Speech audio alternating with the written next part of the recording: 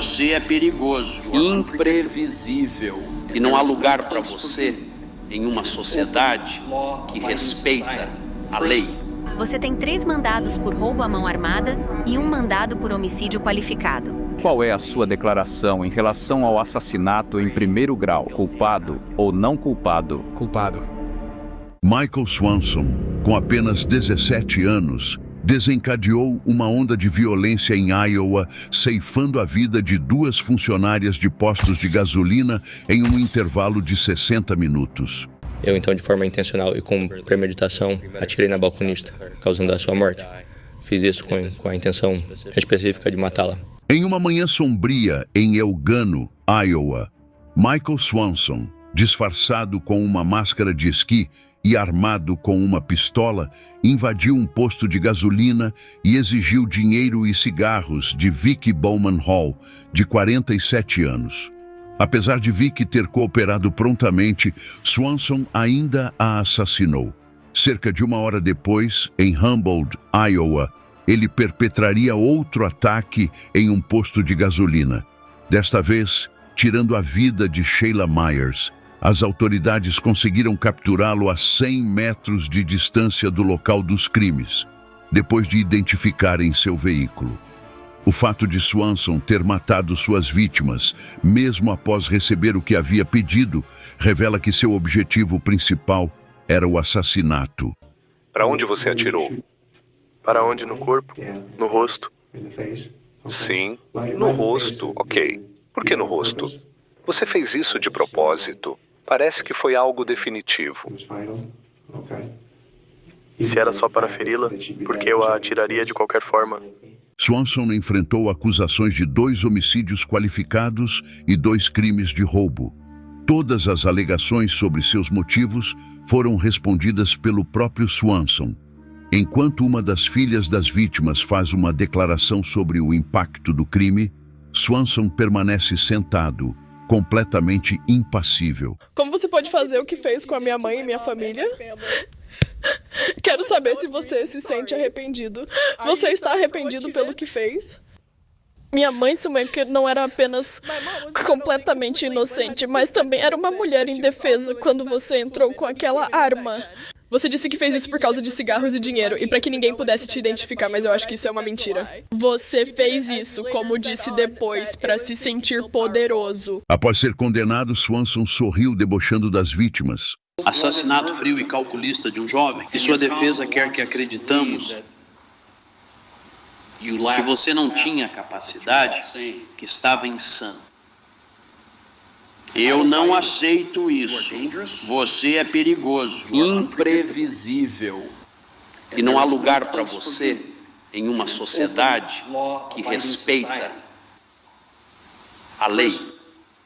Prisão pelo resto de sua vida é a única alternativa. E o tribunal pretende seguir adiante com essa decisão. Swanson foi condenado a 2 penas de prisão perpétua.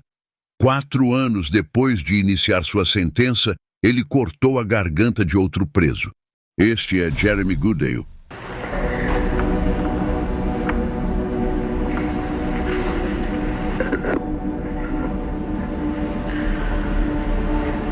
Com apenas 16 anos, ele e um cúmplice foram acusados pelo assassinato de sua professora de espanhol do ensino médio. O crime aparentemente foi motivado por uma nota ruim. Eu entendi que ele tinha a intenção de matar a Sra. Graver.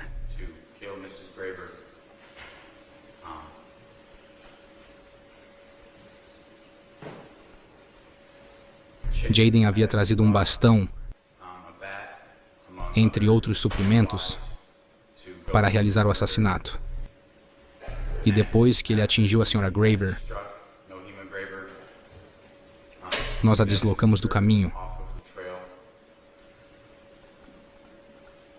onde eu a golpeei novamente. E ela morreu como resultado. Depois disso, removemos todas as evidências que pudemos. Miller e Goodall estudavam na Fairfield High School, no sudeste de Iowa. Norema Graber era a professora de espanhol na escola, e Miller era um de seus alunos. Após receber uma nota ruim de Graeber, ele e seu amigo Goodale planejaram matá-la. Graeber saiu para sua habitual caminhada no Shadowwaka City Park e os dois rapazes, cientes disso, a seguiram e esperaram para emboscá-la. Eles a arrastaram para a floresta e a espancaram até a morte com um taco de beisebol. Pouco tempo depois, os dois jovens foram detidos. Registros do tribunal indicaram que uma testemunha, que tinha vínculo com Goodale, apresentou às autoridades mensagens do Snapchat que comprovavam a participação de Goodale e Miller no assassinato. Em uma dessas mensagens, Goodale escreveu: "Imagine que você é minha professora de espanhol e esta é a última coisa que vê, seguida de hora de esconder um corpo." Posteriormente, Jeremy Goodale se declarou culpado e decidiu testemunhar contra seu melhor amigo, Miller. E levando em conta que o tribunal não permitirá que ninguém se declare culpado se afirmar ser inocente, qual é a sua declaração em relação ao assassinato em primeiro grau, culpado ou não culpado? Culpado. Senhor Goodale, para que o tribunal aceite sua confissão de culpa, eu preciso estar convencido de que há uma base factual para isso. Vou pedir que seus advogados o ajudem nesta próxima etapa da confissão de culpa. Este é o momento em que Goodale tem a chance de falar antes de receber sua sentença. Ela era uma cuidadora para sua família, para seus filhos e para o próprio marido.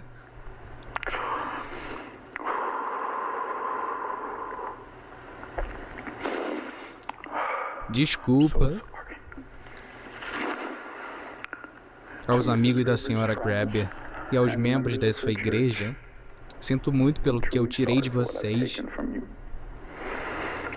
Nunca parei para considerar a comunidade. Todos na Fairfield High School que se sentiram inseguros, ficaram com medo, aqueles que perderam a esperança. Peço desculpa pelo que eu fiz. Sinto muito pelo impacto que minhas ações tiveram em vocês. Quero pedir desculpa a todos os meus amigos. Sinto muito pelo estigma colocado sobre vocês apenas por me conhecerem. E agora o juiz pronuncia a sua sentença. O tribunal, com base na natureza e nas circunstâncias da defesa, juntamente com os 25 fatores obrigatórios que devo considerar e ao julgar um menor por assassinato em primeiro grau, decidiu que o réu deverá cumprir uma sentença de prisão perpétua, com possibilidade de liberdade condicional após 25 anos. Seu cúmplice, Willard Miller, também recebeu sua sentença. Este tribunal não pode anular precedentes. No entanto, não vou ignorar o fato de que você e o Sr. Goodale encurtaram a preciosa vida de Norma Graeber. Isso não será justo, independentemente da sua idade, Sr. Miller. O alicerce do nosso sistema de justiça criminal é a dissuasão e reabilitação. E, finalmente, reconhecendo sua juventude e o desenvolvimento do seu cérebro, vejo que sua intenção e ações foram sinistras e malignas. Esses atos resultaram na perda intencional de vidas humanas de forma brutal. Não há desculpa. Não há um problema sistêmico na sociedade que explore ou justifique suas ações. O tribunal conclui, com base na natureza e nas circunstâncias deste crime, junto com os 25 fatores exigidos, que devo considerar ao sentenciar o menor no estado de Iowa por homicídio em primeiro grau. Que o réu Willard, o nobre chefe Miller, deve ser condenado à prisão perpétua, com possibilidade de liberdade condicional após 35 anos. A sentença é permissível segundo a lei de Iowa. Um mínimo obrigatório de 35 anos não é uma punição cruel e incomum para o réu. Rachel Schoff e Shelia Eddy estão no tribunal enfrentando acusações de terem cometido o assassinato de um amigo, quando tinham apenas 16 anos.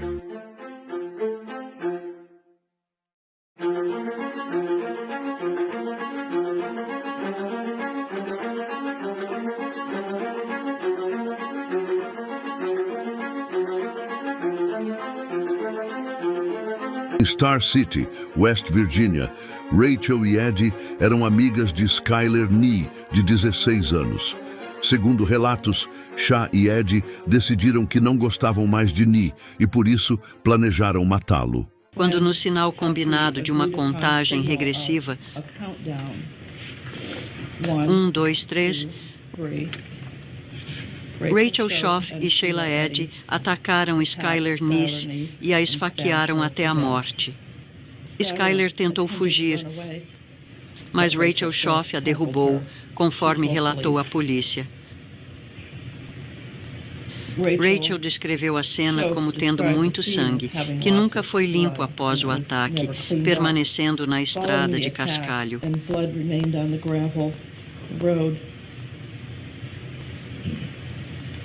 Rachel estimou que Skyler foi esfaqueada 10 vezes antes de morrer.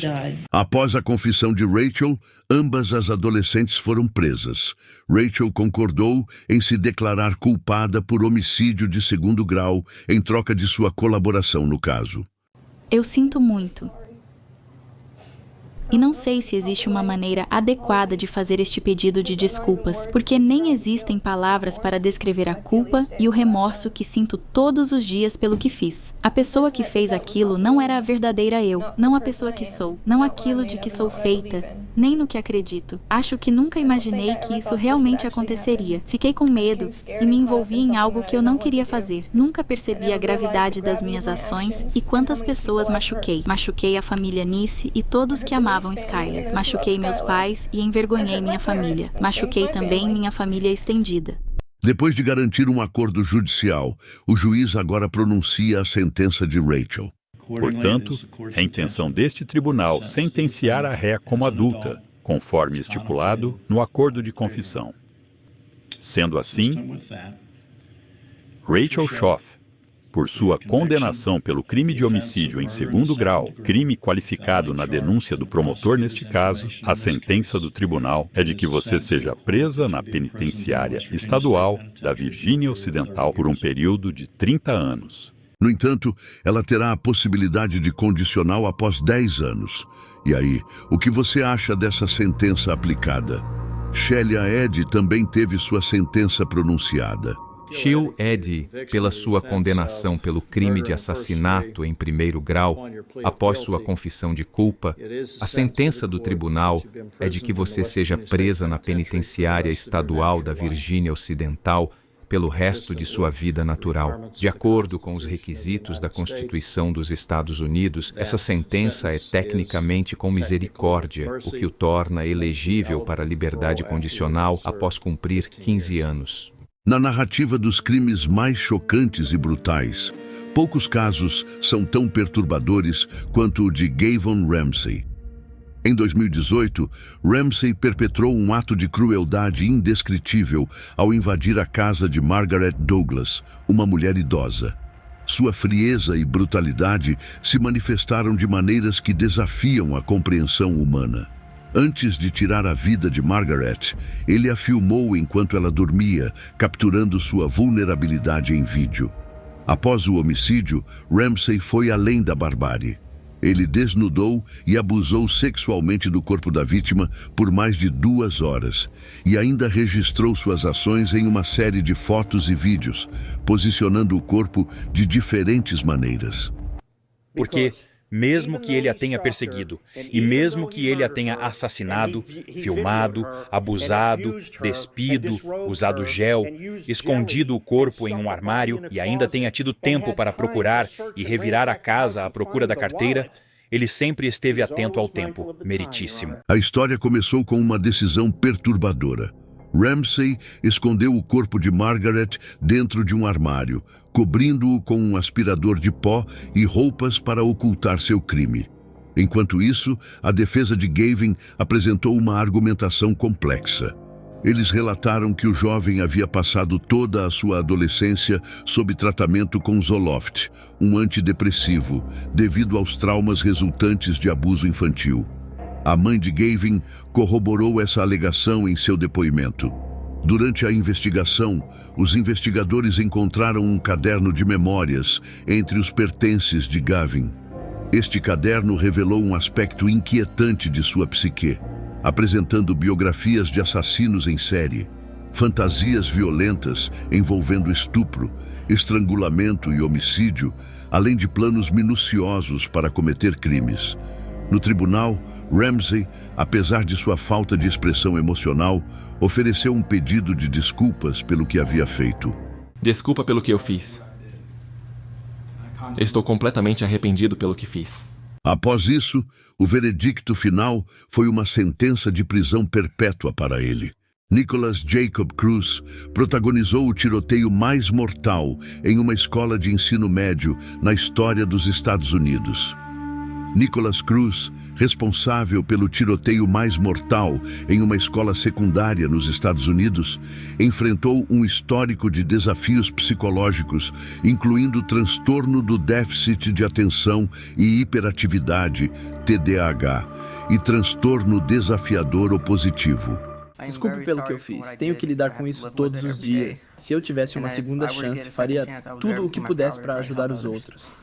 Estou tentando fazer isso por você e não me importa se você não acredita em mim. Eu te amo e sei que você não acredita, mas viver com isso é muito difícil, me causa pesadelos e às vezes eu não consigo nem me suportar. Mas tento seguir em frente porque sei que é o que vocês esperam de mim. Eu odeio drogas e acho que nosso país seria melhor se todos parassem de usar maconha e outras drogas e de causar racismo e violência nas ruas. Sinto muito e agora nem consigo mais assistir TV.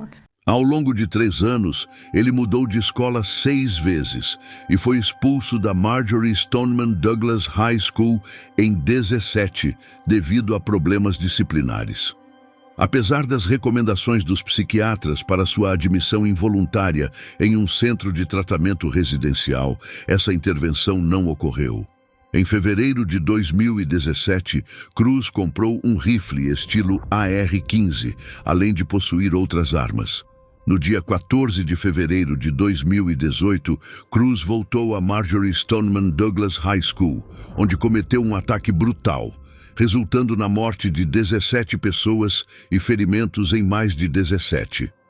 Após o ataque, Cruz foi acusado de 17 homicídios e ficou em custódia sem possibilidade de fiança.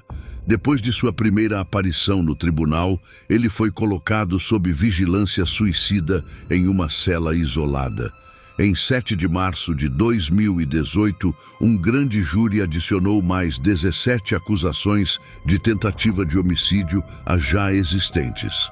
O julgamento de Cruz enfrentou diversos adiamentos. Inicialmente marcado para 27 de janeiro de 2020, foi prorrogado até o meio do ano e sofreu novos atrasos devido à pandemia de Covid-19. O processo finalmente começou em 18 de julho de 2022, presidido pela juíza Elizabeth Scherer.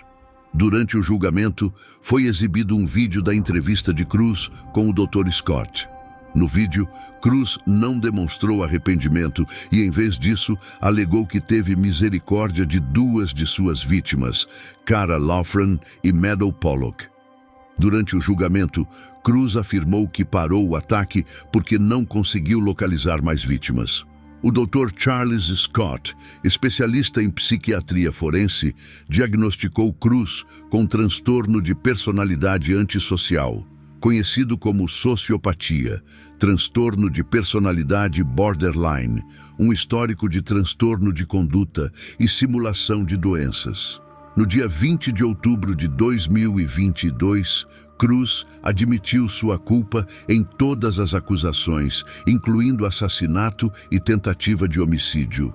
Em 2 de novembro de 2022, ele foi condenado a 34 penas de prisão perpétua consecutivas, sem possibilidade de liberdade condicional, conforme recomendado pelo júri e de acordo com as leis da Flórida. A sentença gerou descontentamento entre alguns pais das vítimas, que esperavam que Cruz recebesse a pena de morte. Em uma trágica série de eventos, 3 jovens envolvidos em um crime violento foram identificados.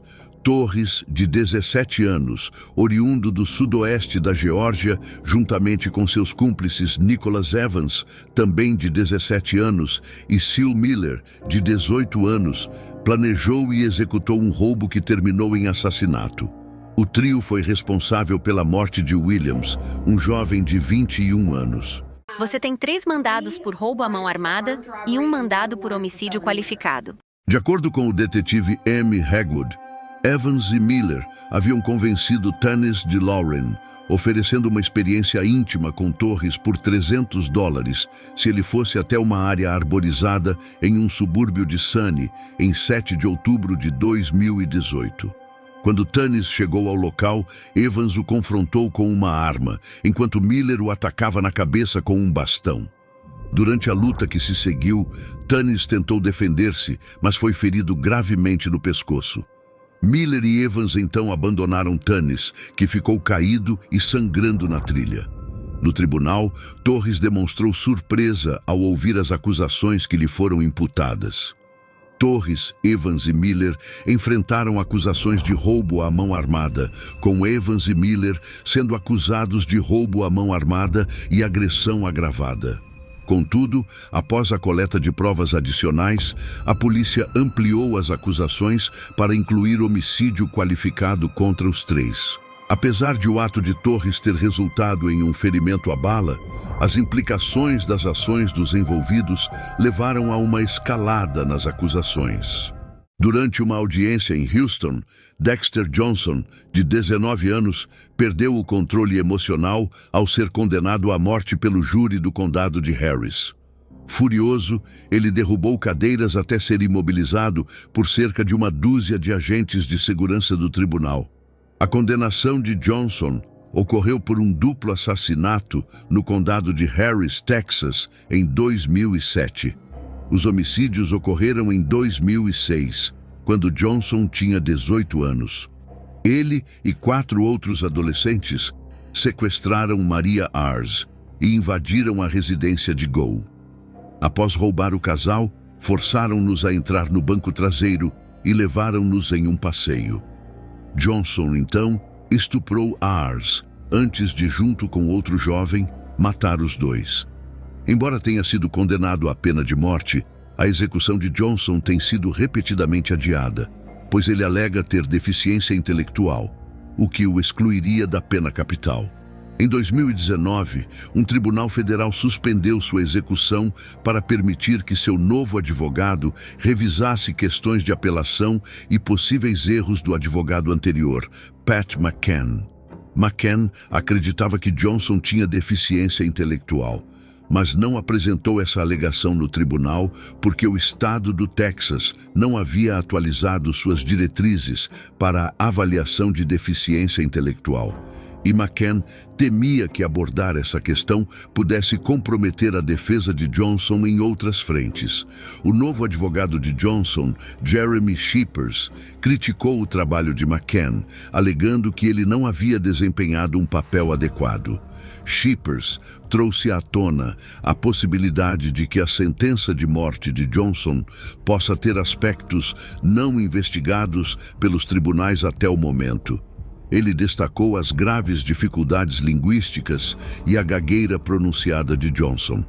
Além disso, Shippers citou testes recentes que indicam que o QI de Johnson está abaixo do patamar considerado para deficiência intelectual. Embora a execução de Johnson tenha sido adiada várias vezes, ele ainda não foi oficialmente considerado inelegível para a pena capital. O caso retornou ao Tribunal de Primeira Instância para uma análise mais aprofundada.